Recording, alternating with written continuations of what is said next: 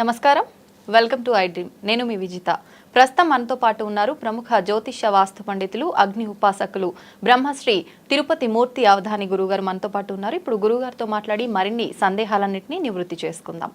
నమస్కారం గురుగారు. ఓం శ్రీ మహాగణాధిపతయే నమః. గురుగారు, మనకు చంద్రగ్రహణం గురించి మాట్లాడుకున్నాం. చంద్రగ్రహణం అయిపోయింది. తర్వాత వెంటనే కొంత వ్యవధిలోనే సూర్యగ్రహణం కూడా రాబోతోంది. ఈ గ్రహణం ప్రభావం మన భారతదేశం పైన ఉందా? ఉంటే ఎటువంటి నియమాలు పాటించాలి? అదే ఎలా ఉంటుంది గురుగారు, తెలియజేయండి. సకల ప్రజలు సర్వమానవాళి క్షేమాన్ని కోరి అడిగినట్టుగానే అనిపిస్తుంది ఈ ప్రశ్న. ఒక రకంగా నాకు ఒకంత ఆశ్చర్యకరంగానే ఉందమ్మా.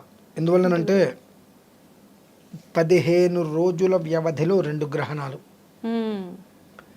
విచిత్రం, ఈ సూర్య 15 రోజుల వ్యవధిలో 2 గ్రహణాలు రావటము అనేటువంటిది ప్రపంచానికి ముప్పే.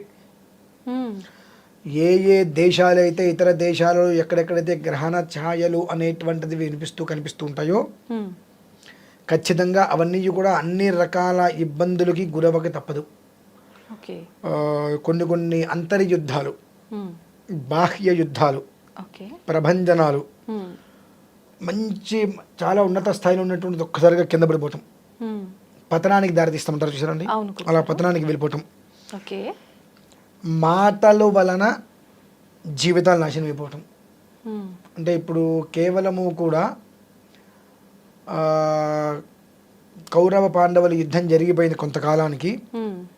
ఈ యొక్క సాత్యకి, కృతవర్మ వీరందరూ కూడా ఇష్టాగోష్ఠిగా కూర్చొని మాట్లాడుకుంటున్న సమయంలో వాళ్ళందరూ కూడా స్థాయి దాటేసంటే అందరూ కూడా ఒక ఫంక్షన్ లాంటివి చేసుకున్నారు. అక్కడికి అందరూ వచ్చారు. ఎవరికి తినేది ఎవరు తాగేది వాళ్ళు తాగేశారు. ఆ ఇదిలో స్పృహ కోల్పోయి ఒకరికొకరు పరిహాస ప్రసంగాలు కాస్త చాలా దారుణంగా తయారైనాయి. ఆ పరిహాసంలో గబిక్కిన ఒకరినొకరిని నిందించుకోవడంలో ఎలా చెప్పొచ్చాళ్ళే సాత్యకీట చెయ్యి తెగిపోయిన మనిషి దగ్గరికి వెళ్ళి మెడకోసి వచ్చేట వీడు మహావీరుడు. ఇలా ఒకటి ఆ పరిహాస ప్రసంగం కాస్త సూటిపోటి మాటలుగా వెళ్ళి ఆ వంశాలన్నింటిలో కూడా ఒకరికొకరు పొడుచుకుని చచ్చిపోతారు. అటువంటి స్థితి అయితే మనం భారతదేశం కాకుండా అవతల వైపు మాత్రం మనం చూస్తామమ్మా. అది ఇక ఏ దేశమైనా కావచ్చు. చాలా అంటే చాలా యుద్ధ ప్రతిపాదిక విధానం మనం చూస్తాం. వాళ్ళకి అది కూడా ఇప్పటి నుంచే వాళ్ళు తెలుసుకోవచ్చు. ఆకాశంలో నక్షత్రాలు కాంతిహీనమవుతాయి. మామూలుగా ఆ పౌర్ణమి వచ్చిందంటే మంచి తేజస్సుగా ఉంటుంటుంది. అటువంటిది పౌర్ణమి రోజు నాడు కూడా నక్షత్రాలని కూడా కాంతిహీనంగా ఉంటాయి, తేజస్సు ఉండదు. కొన్ని విచిత్రాలు సంబంధం లేనివి మనం ఆవు గడుపున పంది పిల్ల పుట్టినటువంటి మనం ఖచ్చితంగా చూడగలుగుతాం. ఇలాంటి విచిత్రాలు మనం అక్కడ విదేశాల్లో చాలా మనం రోజుకొకటి వింటాం. అనుకోని ప్రమాదం జరిగింది, సంఘటన ఇలా జరుగుతుంది, ఎవరు ఊహించలేదు అనేటువంటివి మాత్రం సూర్యగ్రహణానంతరం, గ్రహణం నుంచే ప్రారంభం కొంచెం అయితే సూర్యగ్రహణానంతరము కుదిపేస్తుందండి. ఎలాంటి సందేహము లేదు అందులో. భగవంతుని అనుగ్రహం వల్ల ఈ యొక్క గ్రహణ ప్రభావం 2 విధానాలు, అంటే 2 గ్రహణాల ప్రభావం కూడా మన భారతదేశం మీద లేదు. కానీ మనకి కూడా అంతకు మించిన ఇబ్బందులు ఉన్నాయి ఉగాది నుంచి. ఎప్పుడూ కూడా కొన్ని ప్రభావాలు అనేటువంటివి స్థిమితంగానే ఉండాలి. అస్థిమితానికి గురైతే దాని యొక్క విశృంఖల విజృంభణం చూస్తాం. మనం ఎప్పుడో నాకు తెలిసి ఒక 14-16 సంవత్సరాల క్రితం అనుకుంటా ట్విన్ టవర్స్ని పేల్చేశారని ఒకటి విన్నాం. అది మర్చిపోరు ఎవరు. తర్వాత సునామీ అనేటువంటిది ఒకటి మనం విన్నాం, గట్టిగానే విన్నాం సునామీ. ఆ సునామీని మనం మర్చిపోలేం. ఈ కరోనా అనేటువంటిది మనం విన్నాం. ఈ 3 చాలా గట్టివి. దాన్ని తలపించింది ఇంకోటి వస్తుందమ్మా. ఇప్పుడు యావత్ ప్రపంచం వస్తుంది. కొంతమంది నేను భయపెడతా అని చెప్పి నన్ను నానా రకాలుగా దూషిస్తారు. మంచిది, శుభం. దాన్ని దూషించడం వలన జరిగేది ఆగదు కదా. దానికి ప్రత్యామ్నాయ మార్గం ఆలోచించుకుంటే జరిగేది ఆపవచ్చు. ఈయన ఇలా చెప్తారు, ఆయన ఇలా చెప్తారు, 10 రకాలు దూషించడం వలన జరిగేటువంటి విపత్తులను ఆపలేం. విపత్తులను ఆపాలంటే కనీసం ప్రతి ఒక్క మనిషి పంచాక్షరి నామస్మరణ చేసుకుంటూ ఈశ్వర ధ్యానం చేసుకుంటే కనీసం మాత్రం గుడ్డి కన్నా మెల్లొత్తం అంటారు కదండి, అలా ఆపడానికి ప్రయత్నం చేసుకోవచ్చు. ఆయన భయపెట్టారు అంటే సిగ్గుండాలి ఆ మాట అనుకోవడానికి. భయపెట్టడం ఏంటి? ఎంతోమంది పెద్ద పెద్ద వాళ్ళు జరగబోయే విషయాల్ని ముందే తెలియజేస్తూ ఉంటారు. మనకు కరోనా వచ్చే ముందు కూడా పంచాంగంలో ఉంది. మరి వీళ్ళందరూ కళ్ళు కనిపించలేదేమో, ఈ జ్యోతిష్ శాస్త్రవేత్తలు ముందు చెప్పలేరా అని అన్న వాళ్ళందరూ ఉన్నారు కదా. మన అప్పటి పంచాంగం తీసుకుని చూడమనండి. ఫలానా సమయంలో ఒక రకమైనటువంటి వ్యాధి వలన ప్రపంచం మొత్తం అల్లల్లాడుతుంది అనేటువంటిది రాసి ఉంది ముందే. అంటే మనకు అటువంటి కళ్ళు కనిపించవు. మాట అంటానికి నోరు ఇష్టం వచ్చినట్టు తిరుగుతుంది, నాలుగు తిరుగుతుంది, కానీ కళ్ళు కనిపించవు. కాబట్టి ప్రతి ఒక్కటి కూడా రాబోయేటువంటి కొన్ని రాస్తారు, కొన్ని తెలియజేస్తారు. ఈ తెలియజేసిన ఎందువలన రాయలేకపోతారు అని అంటే గ్రహణ ప్రభావాలు, రాజ్యాధిక ప్రభావాలు ఇవన్నీ ఉంటుంటాయి. తద్వారా ఏంటంటే వెంటనే అవి కొన్ని రాయరు. మితిమీరిన ప్రమాదాలను రాస్తారు తప్ప దాని ఏమిటి అనేటువంటి రాయరు, డీటెయిలింగ్ ఉండదు అనేది. మనం విదేశాలలో మాత్రం చాలా అంటే చాలా భయంకరమైనటువంటి ఒక ప్రభావితం మనం చూస్తాం. కొంతమంది విదేశాలను వదిలిపెట్టి బయటకు కూడా వచ్చేయచ్చు. ప్రమాదాలు అంతేకాకుండా హత్యలు ఇటువంటి బాగా ఎక్కువగా పెరుగుతాయి. ఏది సూర్యగ్రహణం నుంచి విదేశాలలో ఎక్కడెక్కడైతే కనుక ఈ సూర్యగ్రహణ ఛాయలు పడి ఉన్నాయో అదంతయు కూడా చాలా అంటే చాలా దారుణమైనటువంటి పరిస్థితి మనం చూస్తాము. భారత యుద్ధం జరగరాదు అని చెప్పి భగవానుడు శ్రీకృష్ణ పరమాత్మ ఎంతగా ప్రయత్నం చేశారు అందరికీ తెలిసిందే. కానీ వ్యాస మహామహర్షి చెప్పారు, భారత యుద్ధం జరగడానికి మునుపు ఇలానే 15 రోజుల వ్యవధిలో 2 గ్రహణాలు రావటం. ఆయన అన్నారు, ఇటువంటి గ్రహణ స్థితి నేను కనీవిని నా చరిత్రలో నేను చూడలేదు అని చెప్పి వ్యాస మహర్షి వారే సాక్షాత్తు అన్న దాఖలాలు ఉన్నాయి. ఈ ఒక్క ప్రభావం ఏ స్థితికి వెళ్తుందో అనేటువంటి చాలా భయంగా ఉంది అని ఆయన అన్నారు. అటువంటి స్థితిని మనం భారతదేశానికి అవతలన్నటువంటి దేశాలు, యువతల దేశాలు కావచ్చు, భారతదేశం మినహాయించి మిగిలిన దేశాలలో చాలా అంటే చాలా ప్రమాదమైనటువంటి భరిత దృశ్యాలు మనం చూడక తప్పదు. దీని నుంచి బయటకు పడాలి అంటే లయకారకుడు అయినటువంటి ఈశ్వర ధ్యానం తప్పదు. ఈశ్వర ఆరాధన ఎంతగా చేసుకోగలిగితే అంతగా తనను తాను, తనున్న ప్రదేశాన్నో, తన వాతావరణాన్ని, తన కుటుంబాన్నో కాపాడుకోగలుగుతాడు. కాదు ఏం జరుగుతుందో చూద్దామని అనుకుంటే చూడటానికి ఏముండదు, ఏదైనా జరిగిన తర్వాత అనుభవించటమే. అనుభవించాలి, మంచి అనుభవించాలి. చెడు, దుర్మార్గం, ఇబ్బందులు, తలకాయ నొప్పులు, క్షామడాంబరాది దోషాలు, కష్టాలు వద్దు. సుఖాన్ని, సంతోషాన్ని అనుభవించు. చూద్దాం అది ఎలా జరుగుతుందో అనంటే అది జరిగేటానికి మనం చూడగలమా? ఒక మెరుపు వస్తే ఒక క్షణం దాన్ని చూస్తే మళ్ళీ కళ్ళు కనిపించదు, దేనో దాన్ని చూస్తాను వెంటనే. సూర్యుడిని నేను చూస్తాను, నా కళ్ళు చాలా పవర్ అని చెప్పి చూస్తాం. ఒక 30 సెకండ్లో కళ్ళు నారపకుండా సూర్యుని చూస్తే తర్వాత మొత్తం ఒక క్షణకాలం పాటు చీకటి అనిపిస్తుంది. అంటే అక్కడ ఎక్కడో కొన్ని లక్షల మైళ్ళ దూరంలో ఉన్నటువంటి సూర్యనారాయణ స్వామిని కంచి చూస్తే నీ కళ్ళు తట్టుకోలేకపోతున్నాయి. మరి ఇదేదో వస్తే నేను చూస్తా అంటే మనం ఉంటామా? ఆ వైబ్రేషన్ తట్టుకోలేము. అక్కడెక్కడో సూర్యనారాయణ స్వామి ఎండకే మనం తట్టుకోలేకపోతున్నాం. ఇక్కడ మరి ఈ విపత్తు మీదకి వస్తుందంటే మనం తట్టుకోగలమా? విపత్తు మీదకి రాకుండా గ్రహణ ఛాయలు, గ్రహణ ప్రభావం నుంచి మనల్ని మనం కాపాడుకోవాలంటే ఖచ్చితంగా అన్ని దేశాలలో మన వాళ్ళు ఉన్నారు కాబట్టి వాళ్ళకి ఈ విధానం అవగాహన ఉంది కాబట్టి శివనామస్మరణ ఎంత చేసుకోగలిగితే అంతగా తనను తాను కాపాడుకోగలుగుతాడు. అదమ్మా పరిస్థితి. చాలా దారుణమైన పరిస్థితి అయితే మాత్రం ఈ 2 గ్రహణాల రీత్యా భారతదేశానికి అటు కాని ఇటు కానిటువంటి విదేశాలకి మాత్రం ఖచ్చితంగా చాలా. అక్టోబర్ 2వ తారీఖు అమావాస్య వస్తుంది కదా, అదే రోజు సూర్యగ్రహణం కూడా ఉందని చెప్పి వింటూ ఉన్నాము. అయితే మనకు ఉగాది పంచాంగం సమయంలో అసలు ఈ సంవత్సరంలో గ్రహణాలే లేవు అని చెప్పి కూడా కొంతమంది పురోహితులు చెప్పడం కూడా జరిగింది. మరి ఇప్పుడు నిజంగా సూర్యగ్రహణం అనేది ఉందా? ఆ రోజు ఉంటే ఎటువంటి నియమాలు పాటించాలి తెలియజేయండి. గ్రహణం ఆకాశంలో ఉంది, మన ఇండియాలో లేదు. అంటే ఎందుకు లేదు? మనకి చంద్రగ్రహణం కానీ సూర్యగ్రహణం కానీ మనకి ఎందుకు లేదు అంటే, చంద్రగ్రహణం మనకి స్టార్ట్ అయింది మొన్న మార్నింగ్ 6:12 నుంచి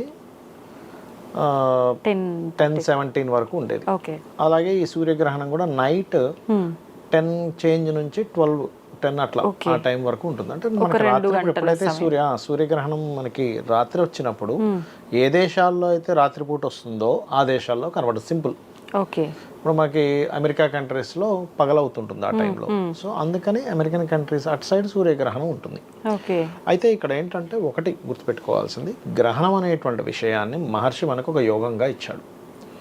ఇప్పుడు చంద్రగ్రహణం వచ్చింది, నేను జపం చేసుకుంటూ కూర్చున్నా, ఆ 2 hours 2.5 hours చక్కగా జపం చేసుకున్నా. అట్లా జపం చేసుకుంటే ఏమవుతుందంటే మీరు ఒక్క రోజు చేస్తే 3 సంవత్సరాలు చేసిన ఫలితం వస్తుంది. ఎందుకు 1000 times ఎక్కువ ఫలితం వస్తుంది గ్రహణ సమయంలో కానీ క్షేత్రాల్లో చేసినప్పుడు కానీ అట్లా. సో 1000 times అంటే ఏంటి, 3 సంవత్సరాల నుంచి మంచిగా, అంతే కదా. సో దీనివల్ల ఏమవుతుందంటే మనం పూర్వజన్మలో చేసినటువంటి పాప కర్మ చేత మనం ఏదైతే మనం ఒక ప్రయత్నం చేసేటప్పుడు ఆగుతుందో ఆ ప్రయత్నం ఫలిస్తుంది, సింపుల్గా చెప్పాలంటే. ఓకే, సో అందుకని మహర్షి మనకి గ్రహణ సమయంలో రవిచంద్రులు ఒకే ఈక్వల్ దీంట్లో ఉంటారు, అండ్ నోట్స్ కూడా ఈక్వల్ దాంట్లోకి వస్తాయి, ఒకే సరళ రేఖలోకి రావడం వల్ల పట్టు ఎక్కువగా ఉంటుంది మనసు, ఆత్మ. ఇంకోటి ఏంటంటే రవి మనకి చాంటింగ్కి కారకుడు. మనం ఏదైనా ఒక చాంటింగ్ చేస్తున్నాం అంటే రవి బలం ఎక్కువగా ఉంటే బాగా చాంటింగ్ చేయగలుగుతాం, తొందరగా కనెక్ట్ అవ్వగలుగుతాం, 5th లార్డ్ ఉంటే కనుక. అట్లా సూర్య చంద్ర గ్రహణాల సమయంలో గ్రహణాన్ని సమయంలో చేసినట్లయితే మంత్రబలం బాగా పెరిగి ఫలితం ఎక్కువగా వస్తుంది. అందుకని అయితే ఇక్కడ గ్రహణం మీరు ఏ దేశంలో ఉన్న 12 రాశుల మీద దాని ఎఫెక్ట్ వాళ్ళ దానికి సంబంధించిన విషయంలో కొన్ని జాగ్రత్తలు మాత్రం ఖచ్చితంగా పాటించాలి. లేకున్నా అంటే ఇక్కడ ఏంటంటే లేకపోవడానికి ఉండడానికి ఏమిటి డిఫరెన్స్ అంటే, ఇప్పుడు ఈ దేశంలో మనకి ఇండియాలో లేదు, ఇక్కడ మీరు ప్రత్యేకంగా ఏం పాటించక్కర్లేదు. అంటే అట్లాగా దానాలు ఇవ్వడం మీరు ఇచ్చుకోవచ్చు, మీ ఇష్టం, కంపల్సరీ అనేం లేదు.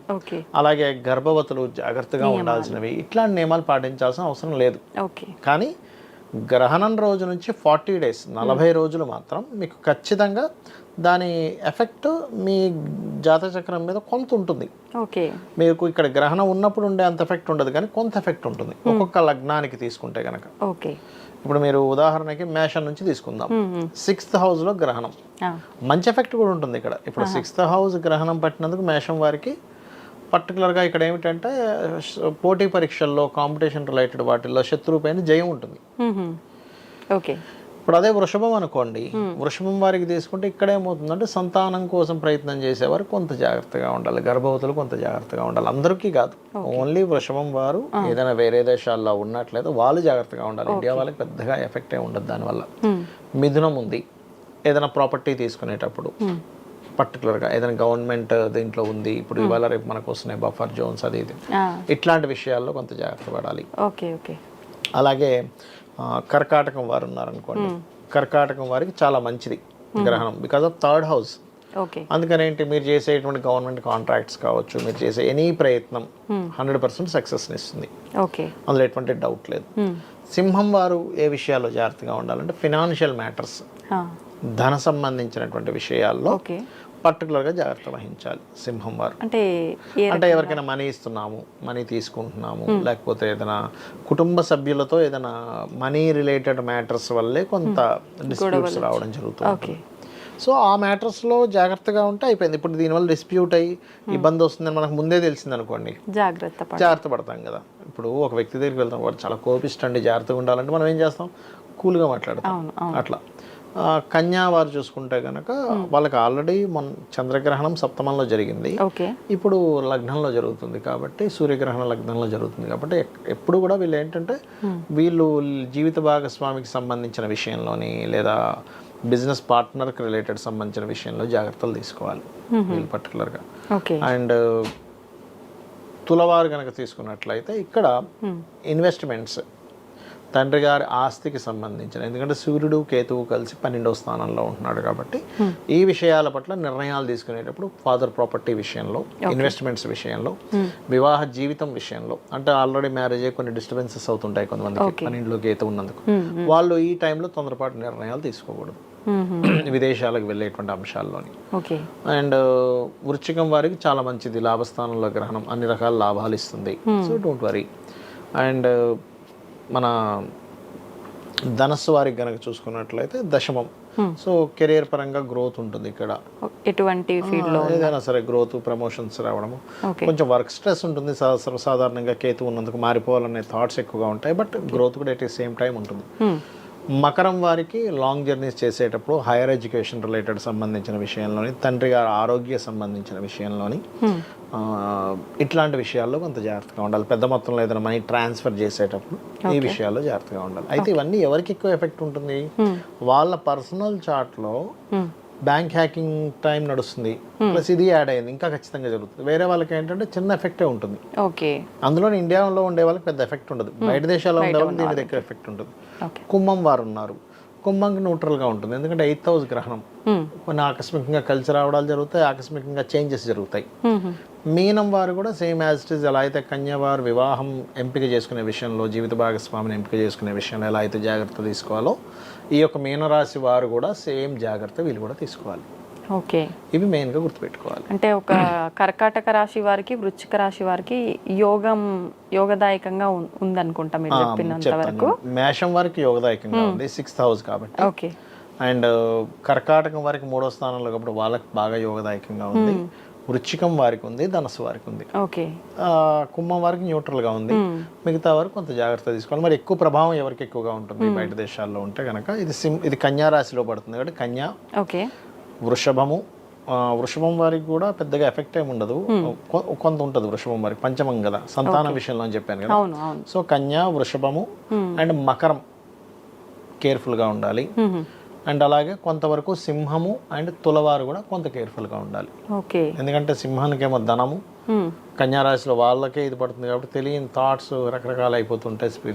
అది ఎట్లా అంటే తెలియని వైరాగ్యం వస్తుంటుంది కన్యవారికి. తులరాశి వారికి ఏంటంటే ఇన్వెస్ట్మెంట్స్ అనవసరంగా ఎక్కువ చేస్తున్నాం అనేటువంటి ఫీలింగ్ ఎక్కువగా ఉంటుంటుంది. బట్ కర్కాటకం ఈజ్ గుడ్, 3లో గ్రహణం కాబట్టి ధైర్యంగా కొన్ని పనులు చేసి స్పిరిచువల్గా వెళ్ళి వాళ్ళు ఇబ్బంది పడకుండా ఉంటారు. మళ్ళీ ఇప్పుడు ఇది ఆడవారికి మగవారికి సపరేట్ గా వర్తిస్తుంది అంటారా? ఏముండదు, ఎవరికైనా సేమ్ వాళ్ళ స్థితిగతులను బట్టి. ఇప్పుడు ఎగ్జాంపుల్ స్త్రీలకి పురుషులకి అని మాట్లాడారు కాబట్టి చెప్తున్నాను. ఎట్లా అంటే ఎక్కువగా స్త్రీలకి మనసు మీద ఎక్కువ ఎఫెక్ట్ ఉంటుంటుంది, పురుషులకి ఏంటంటే కెరీర్ మీద ఎఫెక్ట్ ఎక్కువ చేస్తూ ఉంటుంది. ఓకే. ఓకే. మొత్తానికి మన దగ్గర లేకపోయినా విదేశాల్లో ఉన్న ఆ ప్రభావం ఈ రాశుల వాళ్ళకి కొంతమందికి యోగంగా, కొంతమందికి ప్రభావం చూపించే అవకాశం ఉంది. ఎవరైనా కానీ మంత్రం గనక చేసుకోగలిగితే ఏ దానికి ఆ దానికి, ఇప్పుడు జాబ్ ప్రాబ్లం ఉంది అనుకోండి, అమ్మవారి మంత్రం ఓం మాణిక్య మకుటాకార జానుద్వయ విరాజితాయ నమః. అప్పులు ఎక్కువగా ఉన్నాయండి, చాలా లోన్స్ ఉన్నాయి, ఓం అపర్ణాయ నమః. లేదు మెంటలీ చాలా ఇబ్బంది పడుతున్నాను, ఓం అష్టమి చంద్ర విభ్రాజ దళిక స్థల శోభితాయ నమః. లేనట్లయితే ఓం మనస్వినియే నమః చేసుకోవచ్చు. అలా కాదు నాకు ఫైనాన్షియల్లీ చాలా వీక్గా ఉన్నాను, నాకు ఫైనాన్స్ కావాలనుకుంటే ఓం సంపత్కరీ సమారూఢ సింధుర వ్రజ సేవితాయ నమః. ఓకే. అలా ఎవరి సమస్యకు తగ్గట్టు వాళ్ళు ఒక మంత్రం చేసుకుంటే సరిపోతుంది. మామూలుగా మనం గ్రహణ సమయంలో దానాలు ఇవ్వాలనుకునే వాళ్ళు ఇవ్వచ్చు అన్నారు కదా, ఇవ్వాలనుకుంటే ఎటువంటి దానం ఇస్తే బాగుంటుంది? బియ్యము, గోధుమలు, మినుములు, ఉలవలు దానము, రవి చంద్ర ప్రతిమలు, నాగపడిగ చిన్న దొరుకుతుంది మనకి పూజ సామాగ్రి స్టోర్స్లో, అండ్ రాగి గిన్నె, దాని మీద కొంత నెయ్యి, దీపంగా నెయ్యి, స్వచ్ఛమైన ఆవు నెయ్యి, అండ్ ఇంకేదైనా పప్పు కూడా కలిపి ఇవ్వచ్చు. వీటిని దానంగా ఇవ్వాలి. ఓకే. అంటే అక్కడ ఉన్న వాళ్ళైనా ఇక్కడ ఉన్న వాళ్ళైనా, విదేశాల్లో అయినా ఇక్కడైనా. ఇప్పుడు ఎగ్జాంపుల్ విదేశాల్లో ఉన్నారు, వాళ్ళు ఇచ్చుకోలేరు, ఇక్కడ వాళ్ళ తల్లిదండ్రులు ఉంటారు, వాళ్ళు ఇవ్వచ్చు, వాళ్ళ పేరు మీద వెళ్ళిపోవచ్చు హ్యాపీగా. ఓకే. అది ఫలితం ఉంటుందా? వాళ్ళ పేరు మీద వెళ్ళిస్తే సమానమైన ఫలితం ఖచ్చితంగా ఉంటుంది. అంటే వాళ్ళ గోత్రనామాలు చెప్తున్నారుగా. ఓకే. ఓకే అండి, సంతోషం అండి, ధన్యవాదాలు. శ్రీమాత్రే నమః.